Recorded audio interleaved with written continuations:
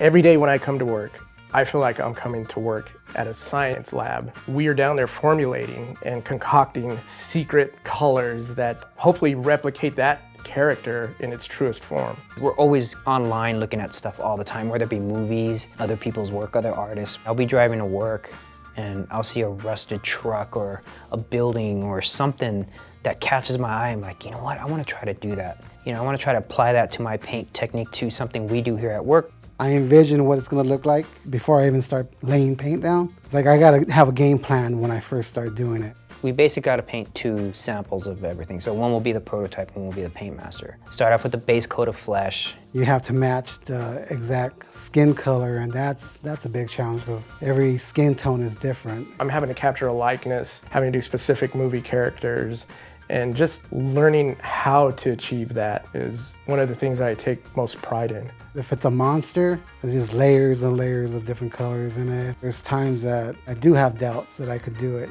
Once I do achieve that and I see it, and I back away from it and I look and I'm like, wow, I can't believe I actually did it. The paint department has 2 responsibilities. 1, create the perfect paint master.